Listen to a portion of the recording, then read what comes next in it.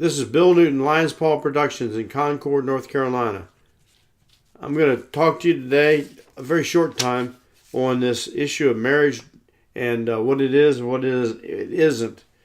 The Bible very, very clearly indicates that marriage is between a man and a woman, and it's flesh joining flesh, and divorce is, in essence, I'm saying, is flesh leaving flesh. Now, within this country, we have laws governing estates and stuff like that we have to go through for the legal purposes of taking care of those things. But the essence of marriage is flesh joining flesh and flesh leaving flesh, and that's divorce. Okay, with regard to marriage, what's legally married in this country and what is legally married according to the Bible is a man and a woman, a male and a female. Not two women, not two men, not two males, not two females. It's a female or a woman and a man, a male, being joined together. Now, the United States Code, of which I got a copy of right here, the portion I'm dealing with, USC 7, definition of marriage and spouse. Now, that's the United States Code. This is what defines things, this particular section. And it's the definition of marriage and spouse.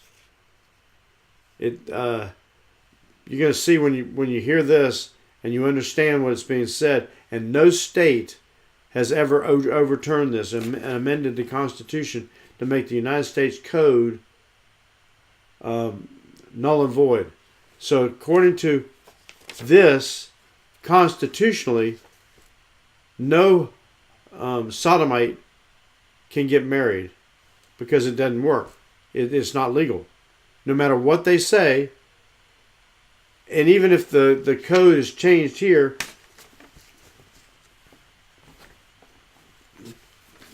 this code still remains. It can't be amended and nullified. So therefore, this code, the United States Code, matches this code here. Okay, got that? The United States Code, man's legal system within our constitutional republic, it matches this right here, the Bible. Because people who were sane and Bible believers and understood that God created man, not man created God, and God determines how man is supposed to operate, not man determining that himself. Now here's the definition. I'm not going to deal with this long. You get the idea.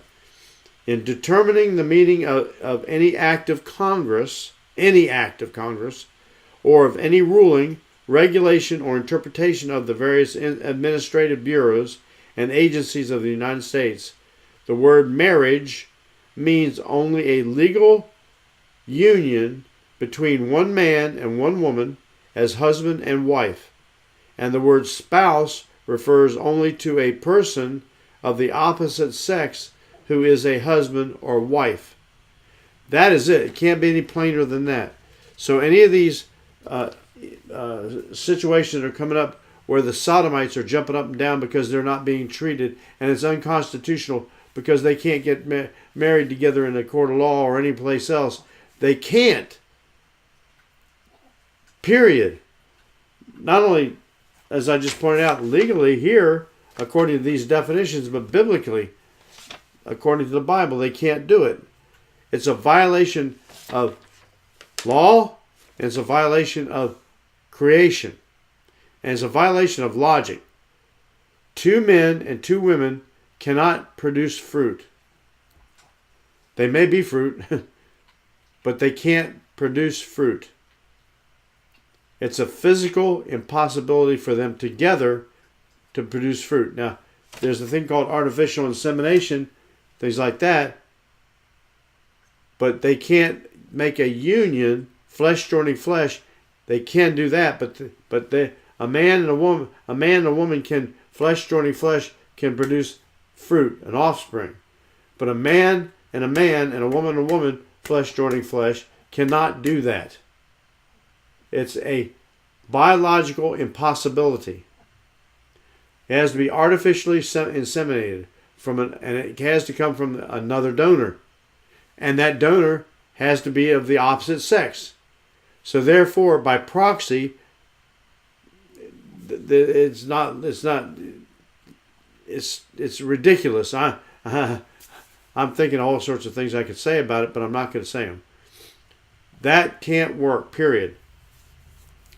As a man said one time, when you want to get power from the wall, you don't take a wall plate and hold it up to another wall plate. You take a male plug and put it into a female wall socket.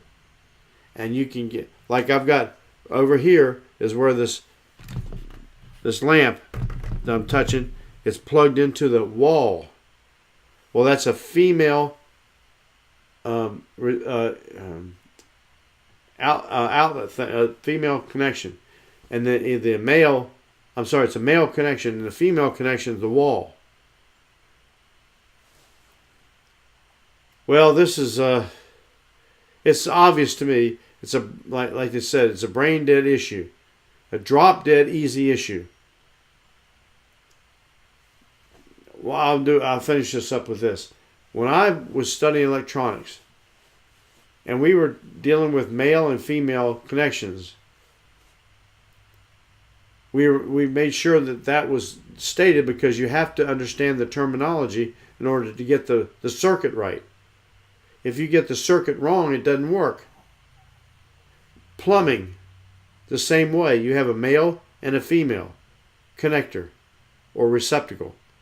It doesn't make any difference where you are. The male and the male don't say it's a male and that's a male. Bing, bing, bing. They don't work. Male and a female. It works. I don't have to be any more graphic than that. You got the idea.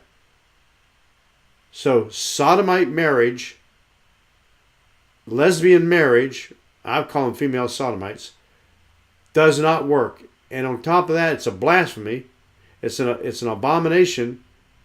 And God created man. These people were created by God. I don't care what they say they think they are. And I don't care what they think they identify as. They were created by God. And God has a book called the Bible that tells them how the property that He created is to be used. He set down the limitations. He set down the boundaries. Therefore, to pervert that is an abomination. I think that's enough for that thing right there. You get the point. Sodomites do not get married legally or biblically. It's an abomination and it's a miscarriage of justice.